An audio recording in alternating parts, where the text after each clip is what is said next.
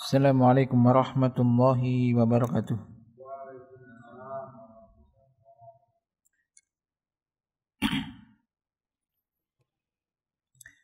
Innal hamdalillah nahmaduhu wa nasta'inuhu wa nastaghfiruh wa na'udzu billahi min shururi anfusina wa sayyiati a'malina. May yahdihillahu fala mudilla lahu wa may yudlil fala hadiya lahu.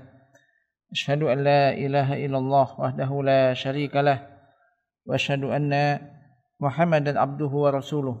Allahumma shalli wa sallim wa barik ala nabiyyina Muhammadin wa ala alihi wa sahbihi ajma'in, amma ba'd. Alhamdulillah, jemaat sekalian yang dirahmati Allah Subhanahu wa taala, malam ini kita bisa melanjutkan kembali baca kitab ini Riyadhus Shalihin, masih bab tentang yakni yakin dan tawakal. Bab tentang yakin dan tawakal.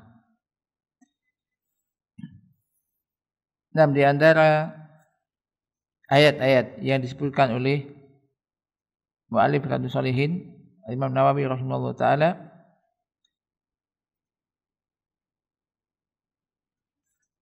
yaitu qauluhu ta'ala, qala mu'allif rahimahullah, wa qala Allah innamal mu'minuna alladhina idza dzukirallahu wajilat qulubuhum wa idza tuliyat alaihim ayatuhu zadathum imana wa ala rabbihim yatawakkalun alladzina yuqimuna sholata wa mimma razaqnahum yunfikun ulaika humul mu'minuna haqqan lahum darajatun 'inda rabbihim wa maghfiratu wa rizqun karim.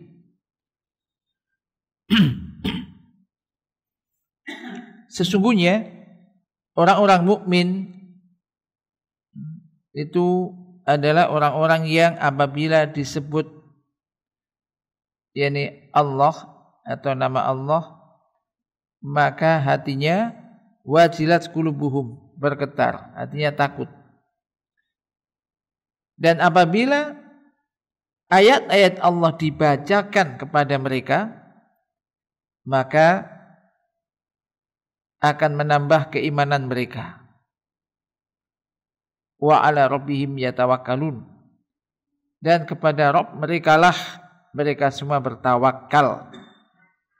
Ini katanya dengan dijadikan dalil tentang bab yakin dan tawakal ini.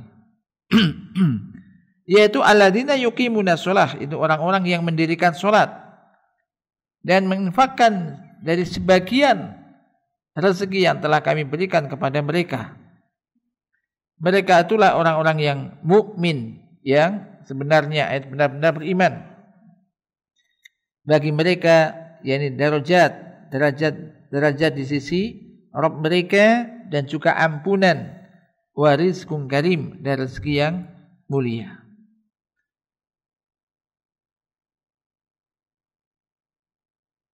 Qala Syekh rahimahullah taala, firman Allah taala, idza dzukirallah ay idza dzukirat azamatahu wa jalalahu wa sultanahu khafat al-qulub wa wajilat wa ta'atharal al-insan.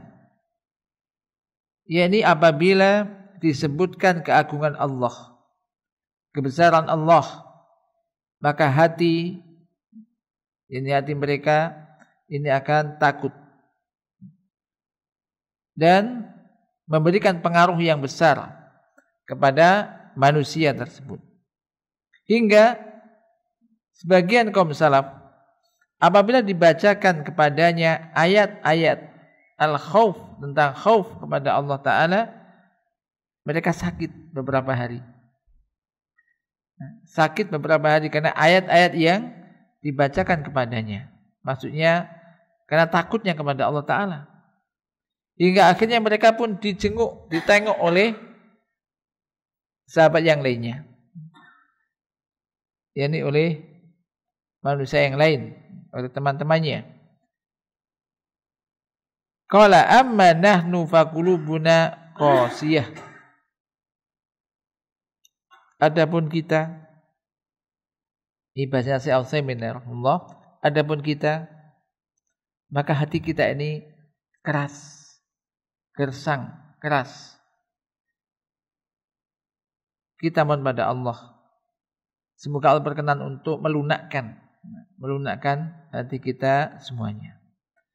Yaitu hati yang keras, faidatus alain, apabila dibacakan kepada kita ayat-ayat al-khauf, tentang khauf, yang harusnya menjadikan orang takut kepada Allah, fala nata'assar bidzalik. Kita kadang enggak ngerasa, enggak ada pengaruhnya, enggak ngefek. Dan kita tidak bisa mengambil nasihat dari ayat-ayat itu, kecuali orang-orang yang dirahmati oleh Allah. Akan tetapi orang mukmin itu adalah orang yang apabila disebut nama Allah, hatinya bergetar, takut kepada Allah Ta'ala. Kana ba'du salaf idza qila lahu ittaqillah irta'ada hatta yaskut ma fi yadihi.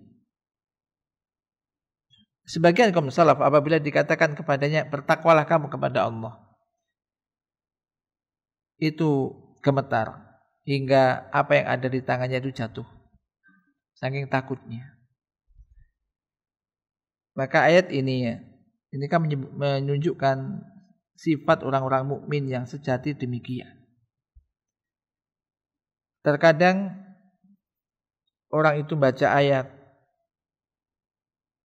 terkadang bisa menegakkan huruf-hurufnya, tajwidnya bagus, namun kadang hatinya keras, nggak bisa tersentuh, nggak memahami ayat-ayat yang dibacanya. Kadang hatinya tetap gersang dan keras. Maka tentunya ya kita minta tadi kepada Allah agar hati kita ini lunak dan takut. Ada ya ta'assar gitu, pengaruh ketika ayat-ayat Al-Quran dibaca dan juga ketika nama Allah itu disebut. Jadi langsung bergetar dan takut. Ini orang-orang mukmin. Ini juga menunjukkan iman manusia itu naik turun. Dan juga dari sini juga kita hendaknya memperhatikan masalah hati kita, amalan hati, keimanan kita. Maka tadi banyak kadang di antara kita ini masih agak keras hati itu. Kadang nangisnya bukan karena takut kepada Allah, mungkin karena sesuatu yang lain. Ketika dibacakan ayat-ayat Allah kadang kurang ngefek, kurang bergetar. Maka ini juga sekali lagi ketika kita baca ayat atau mendengar ayat, kemudian memahami, merenunginya. Kadang ayat-ayat pendek, enggak masalah. Ayat-ayat pendek pun hatta surat Al-Ikhlas itu kan pendek tuh. Ini kan nilainya sepertiga Quran. Maka jangan diremehkan. Termasuk ayat-ayat di dalam mufassal. Mufassal ini jadi mulai ada yang menyebutkan Qaf sampai An-Nas. Mulai Qaf sampai An-Nas. Maka di antara ulama juga yang menyebutkan dalam surat Maghrib misalkan, maka ini banyak baca Qisarul Mufassal. Ayat-ayat dari Mufassal, Qisar Mufassal, yaitu ada yang menyebutkan Qisar Mufassal ini dari surat Ad-Dukhan sampai An-Nas. Jadi kalau kita perhatikan ayat-ayat yang ada di dalam surat ya, jadi apa Mufassal termasuk juz amma ya, juz 30 itu ayat-ayat yang kalau dipahami ini terkait dengan apa sih? Akidah. Kebanyakan akidah. Coba perhatikan mulai An-Naba, kemudian An-Nazi'at, Abasa dan seterusnya. Ini surat tentang apa? Tentang hari kiamat. Keadaan hari kiamat. Kemudian keadaan ketika bumi hancur. Kemudian bintang-bintang berjatuhan dan seterusnya. Hatta contoh misalkan Idza zulzilatil ardu zilzalaha, contohnya soal zalzalah, ya. Apabila bumi digoncangkan dengan sedahsyat-dahsyatnya.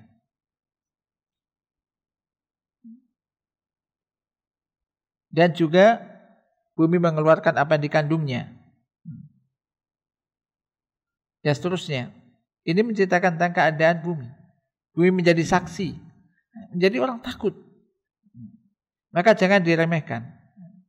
Saatnya ada imam membaca surat-surat pendek juga jangan bacaan imam kok pendek-pendek. Jadikan imam kok surat pendek ngotot gitu kan misalkan.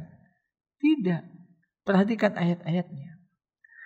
Bahkan pernah di dalam surat Isra itu mungkin ada hadis dalam pernah baca Mu'adz bin Jabal pernah ngimami surat Isra, suratnya apa?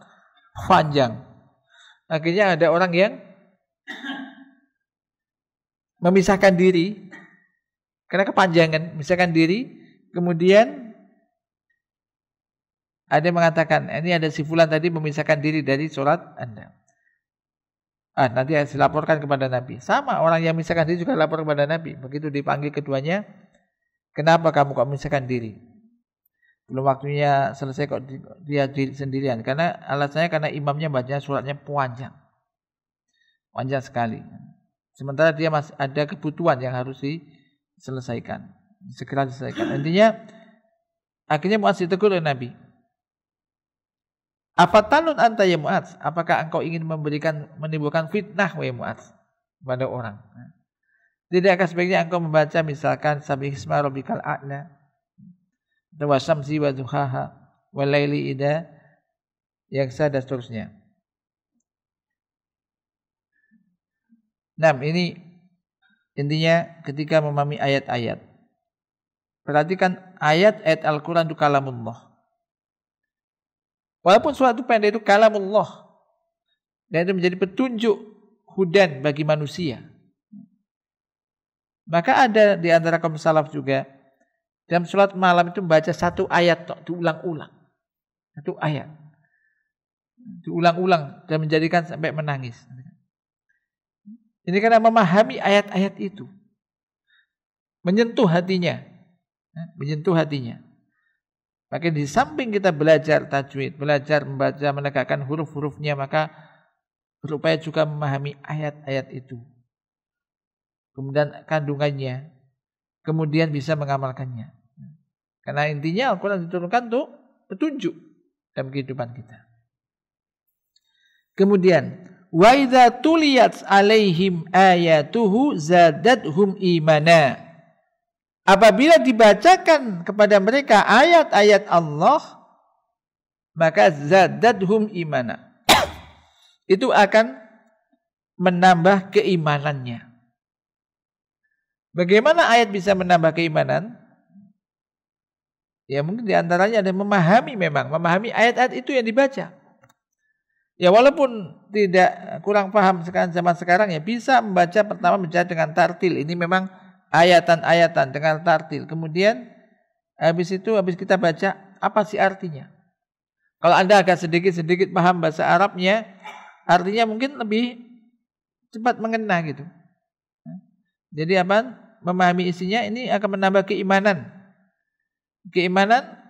kita. Jadi mereka orang-orang mukmin apabila dibacakan ayat-ayat Allah kepada mereka, maka itu akan menambah keimanan. Idza sami'u kalam Allah azza wa jalla isdadu imanan min wajhaini. Yaitu apabila mereka mendengar kalamullah, mendengar ayat-ayat Allah, mendengar firman Allah azza wa jalla, mereka akan bertambah keimanannya. Ini dari dua sisi. Yang pertama adalah at-tasdiqu bima akhbarallahu bihi min umuril ghaibi al-madiyah wal mustaqbalah. Yaitu tasdik, membenarkan apa yang diberitakan, apa yang dikabarkan oleh Allah Subhanahu wa taala, baik terkait dengan perkara-perkara yang gaib, yang telah lalu, yang telah lewat. Contoh misalkan kisah-kisah zaman dahulu. Kisah-kisah zaman dahulu. Ya. Ini banyak di Al-Quran.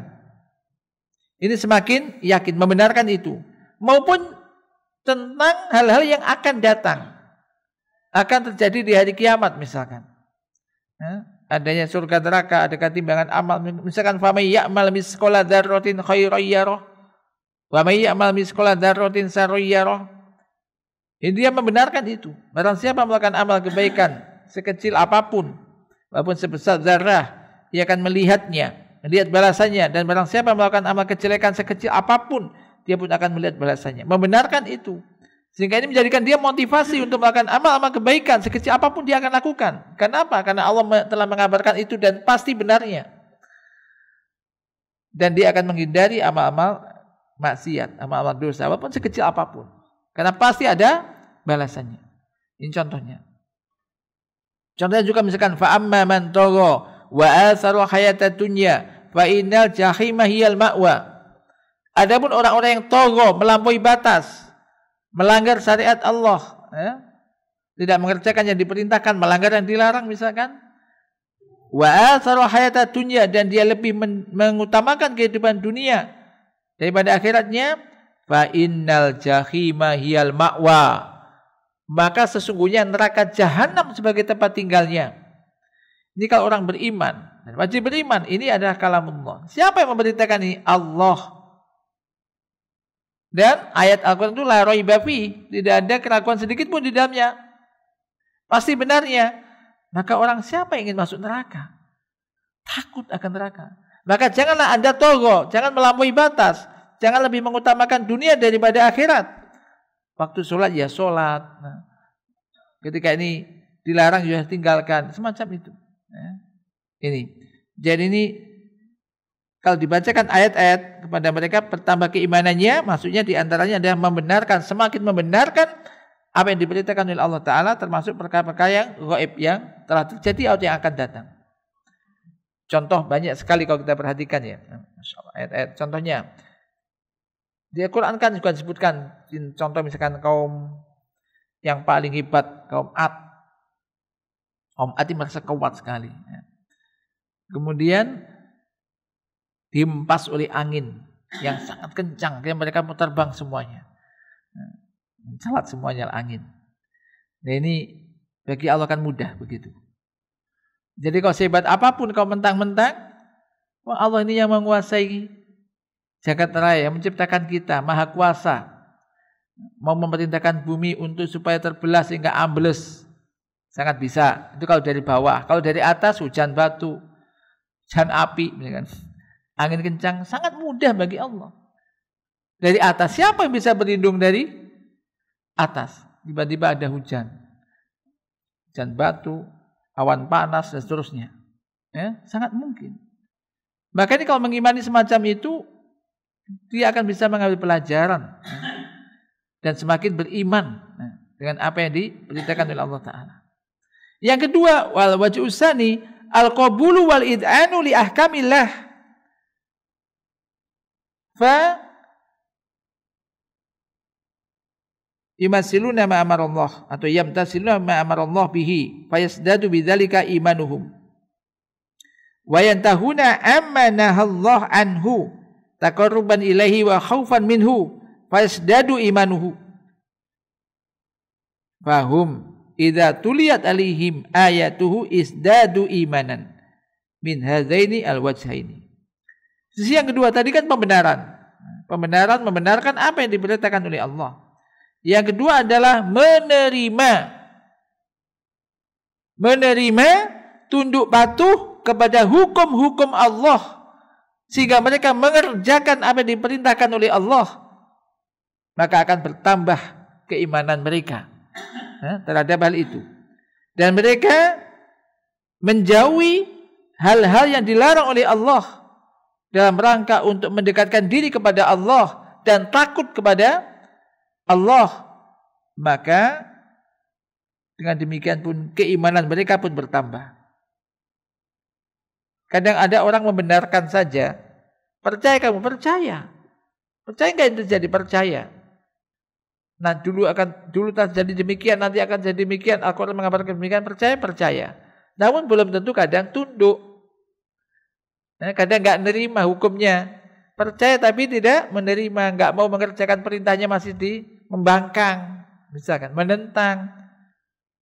Contohnya, nggak mau sholat jarang-jarang. Nah ini, sisi kedua ini, ketika dibacakan ayat-ayat Allah, dia akan semakin bertambah keimanannya, di antaranya semakin tunduk patuh taat kepada hukum-hukum Allah. Dia akan mengerjakan perintah-perintah Allah.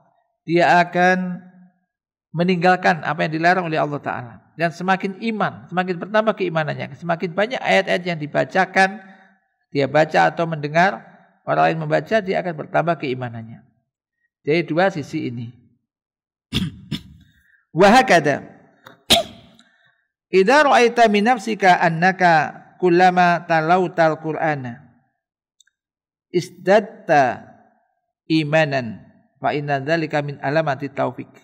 Demikian pula Anda, jika Anda melihat dalam diri Anda, dari diri Anda, bahwasanya ketika Anda membaca Al-Qur'an kemudian bertambah keimanan Anda, semakin yakin. Tadi ada dua sisi tadi. Semakin yakin, yaitu semakin percaya membenarkan berita yang diberitakan oleh Allah tersebut, dan juga semakin menerima dan tunduk patuh taat kepada perintah Allah, melakukan perintahnya, meninggalkan larangannya, maka sesungguhnya hal itu min alamati taufik. Hal itu termasuk di antara tanda-tanda taufik. Anda mendapat petunjuk, taufik dari Allah Subhanahu wa taala. Amma idza kunta taqra'ul Qur'an wa la tata'assaru bihi fa 'alaika bimudawati nafsika. Adapun jika Anda membaca Al-Qur'an kok tidak membekas, tidak menyentuh hati, enggak membekas, maka wajib bagi Anda untuk mudawati nafsika, mengobati jiwa Anda, mengobati diri Anda. Beliau tidak mengatakan bahwasanya hendaklah Anda pergi ke rumah sakit litahud jur'atan min hububi aumiyah au ghiriha. Jadi maksudnya hendaknya Anda tidak mengatakan, beliau tidak mengatakan hendaknya Anda pergi ke rumah sakit untuk mengambil seteguk obat atau air dan semisalnya. Walakin bimudawatil qalbi. Jadi sakitnya jiwa bukan ke rumah sakit untuk beli obat, minum obat, tapi maksudnya adalah untuk segera mengobati hati. Jadi Anda sakit hatinya. Sakit hati enggak mesti marah-marah, sakit hati. Hatinya sakit. Hatinya sakit. Karena hati itu ada yang hati yang sehat, hati yang sakit, hati yang mati. Maka ini hendaknya kita memperhatikan masalah hati, ini penting. Janganlah kita mempelajari agama, mempelajari ayat-ayat Al-Quran, membaca ayat-ayat Al-Quran dengan benar, tapi menjadikan hati sakit. Semakin sombong dengan orang, merasa paling hebat sendiri, enggak memperhatikan, enggak bisa tersentuh oleh ayat-ayat itu, sehingga hukum-hukumnya yang ada tidak bisa dilakukan. Kayak ini tambah sakit. Tapi hendaknya ketika orang itu telah imannya ada, mempelajari Al-Quran, baik cara membacanya, memahaminya, maka semakin dibacakan ayat-ayat Allah, semakin tambah keimanannya dan semakin tunduk patuh tadi pada Allah Ta'ala. Beliau sebutkan, walakin bimudawatil qalb, akan tapi dengan mengobati hati. Fa innal qalba idza lam yantafi bil Qur'an wa lam yatta'id bihi fa innahu qalbun qasin maridun. Nas'alullaha al-afiyah. Karena sesungguhnya hati itu apabila tidak bisa mengambil manfaat dengan Al-Quran, nggak bisa mengambil faedah manfaat dari ayat-ayat yang dibaca, dan tidak bisa tadi mengambil pelajaran dari Al-Quran, maka sesungguhnya hati itu ada hati yang qasin, gersang, marid, lagi sakit hatinya, sakit. Maka kita mohon pada Allah al-afiyah, keselamatan dari itu. Maka ini penting untuk melihat ngoreksi hati kita. Ada kalanya orang itu kadang orang awam, tapi mungkin karena polos, hatinya bersih, kadang bahasa Arab kurang paham juga. Kadang mendengar ayat bisa nangis, gampang nangis. Nah, ini tersentuh dengan ayat-ayat Allah. Maka menangislah ketika nggak bisa nangis. Menangislah kita, hendaknya menangis. Kenapa hati kita nggak pernah tersentuh oleh ayat-ayat? Maka kalau sholat malam, kalau seandainya Anda bisa baca sholat panjang, sholat malam, baca. Nabi itu baca sholat panjang-panjang di dalam sholat malam. Karena sholat malam ini waktunya ya hening, bisa membantu untuk itu. Atau kadang-kadang menyendiri, penting menyendiri. Sekali-sekali ya menyendiri, baca, kemudian memikirkan, maksudnya menyendiri itu merenungkan maknanya gitu. Menyendiri, memikirkan makna. Ayat-ayat yang biasa Anda baca aja lah. Minimal sekarang. Ayat-ayat yang Anda baca dalam sholat contohnya. Apa sih yang biasa Anda baca? Yang kita baca lah. Apa sih? Minimal Al-Fatihah jelas. Ya kan? Kemudian surat-surat yang biasa kita baca. Udah mulai, contohnya misalkan, ya, mulai Wadduha ke bawah aja lah. Sering kan? Banyak apa? Tahu artinya semuanya? Belum. Baca diulang-ulang. Dibaca kan bisa. Kemudian sehingga ketika kita baca itu ingat. Kemudian setelah itu mungkin tambah bisa Anda baca artinya. Apa tafsirnya. Bahasa Indonesia kan banyak juga. Nah, semacam itu. Ini insya Allah bisa membantu. Bisa membantu. Fa'anta tabibu nafsika. Maka engkau adalah dokter bagi jiwa Anda. Engkaulah dokter bagi jiwa Anda. La tadhab ilan nas. Jangan kamu pergi ke manusia, pergi ke orang-orang untuk mengobati hati Anda. Tapi ikra Al-Quran, baca Al-Quran. Fa in ra'aita annaka izdatta bihi imanan wa tasdiqan wa imtisalan fahani'an laka wa anta mu'min wa illa fa'alika biddawa qabla ayyatiyaka maut la hayata ba'dah wa huwa mautul qalbi. Amma mautul jasad ba'dahu hayatun wa ba'dahu ba'tsun wa jazaa'un wa hisab. Insyaallah. Kadang orang kan takut mati. Takut mati. Tapi kadang enggak takut mati hatinya. Beliau sebutkan di sini. Jika disebutkan Iqra Al-Quran, baca Al-Quran. Jika Anda melihat bahwasanya ketika setelah Anda baca Al-Quran kok bertambah keimanan Anda semakin yakin, semakin membenarkan ayat-ayat tersebut, semakin giat di dalam mengerjakan perintah-perintah Allah, perintah dikerjakan, kalau larangan dijauhi, maka selamatlah Anda. Anda adalah orang yang mukmin. Namun jika tidak demikian, maka Anda wajib berobat. Berobat. Sebelum datang kepada Anda kematian yang tidak ada kehidupan setelahnya. Kematian yang tidak ada kehidupan setelahnya. Yaitu apa? Kematian yang enggak ada kehidupan setelahnya. Kalau orang mati, jasadnya mati, hidup enggak? Nanti hidup enggak? Lu Anda enggak yakin. Kalau orang mati, kemudian nanti hari kiamat itu akan dihidupkan kembali apa enggak? Sopo enggak yakin? Kafir kalau enggak yakin. Yakin, pasti akan hidup kembali dan tidak ada kematian lagi. Maka disebutkan, hendaknya Anda berobat sebelum datang kepada Anda kematian yang tidak ada lagi kehidupan setelahnya, yaitu kematian hati, yaitu matinya hati. Matinya hati. Kalau hatinya sudah mati, akhirnya dia mati dalam keadaan hatinya mati, ya maksudnya hatinya mati, enggak segera diobati, maka ini enggak ada lagi kehidupan setelahnya. Hatinya enggak akan hidup. Amma mautul jasad, adapun kematian jasad, orang yang meninggal, baik karena sakit, karena macam-macam sebabnya, kan semua orang pasti akan mati. Adapun matinya jasad, setelahnya masih ada kehidupan, dan setelahnya akan ada kebangkitan, akan dibangkitkan, kemudian akan ada hari pembalasan dan hisab. Maka ini perlu kita ngaji itu terkait dengan hati.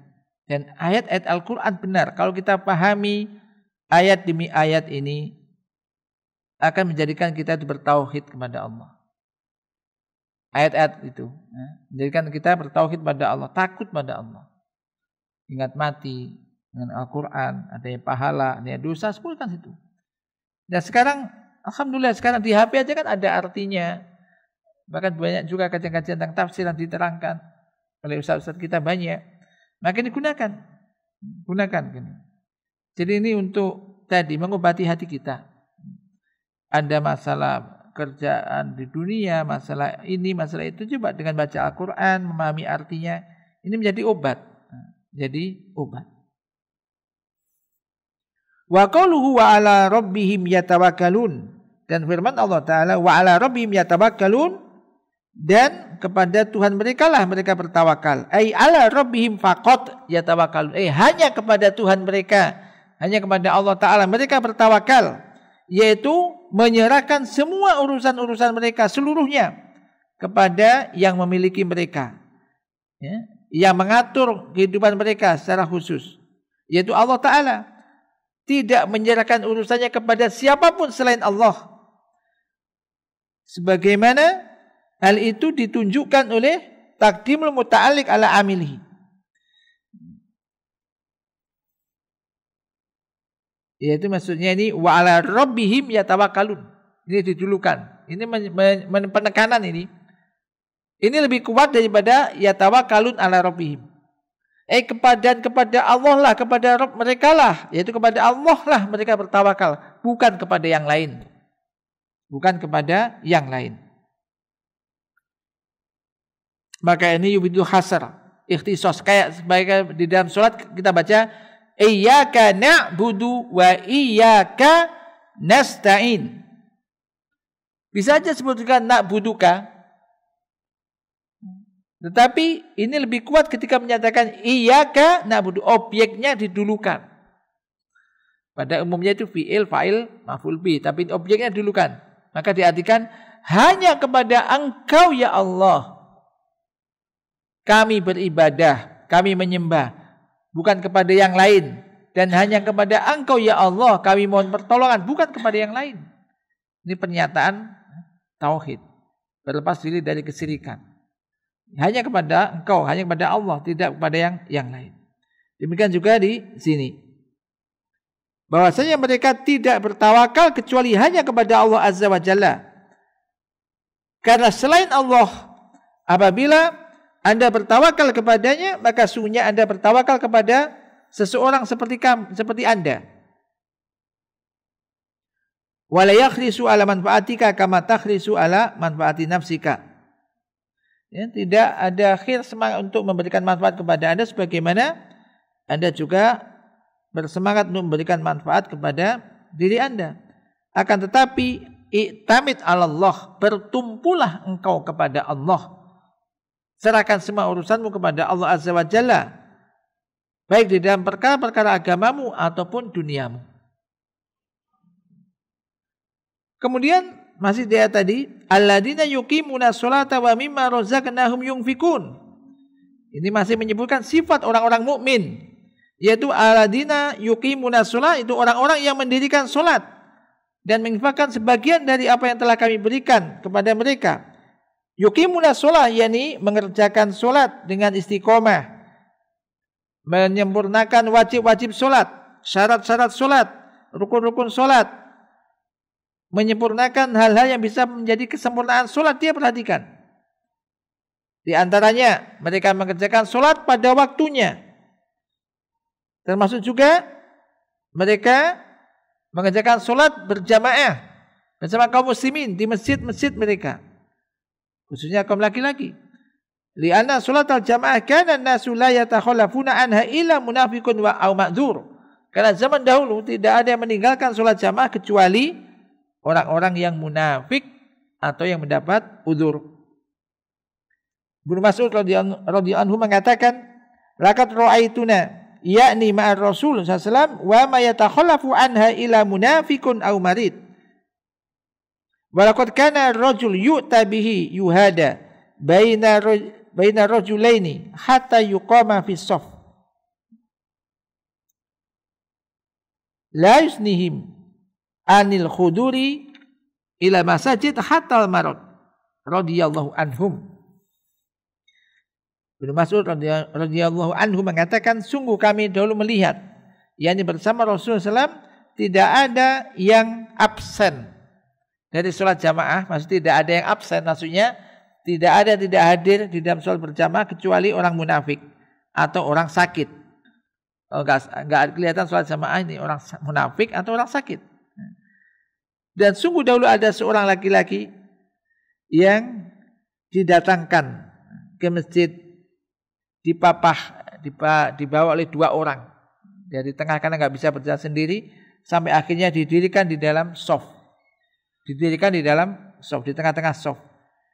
Jadi tidaklah ada yang menghalangi mereka dari menghadiri ke sholat jamaah di masjid sampai sakit. Sakit pun mereka sampai saking kepinginnya tetap bisa sholat di masjid. Radhiyallahu anhum.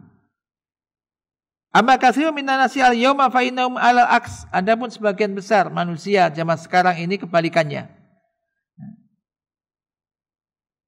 Maka sebagaimana sebagian mungkin kita lihat bagian orang itu yatakasalun, bermalas-malasan atau menunda-nunda, mengakhir-akhirkan waktu sholat berjamaah, atau tadi tidak hadir atau sering telat, bahkan tidak menghadiri sholat berjamaah. Oleh karena itu,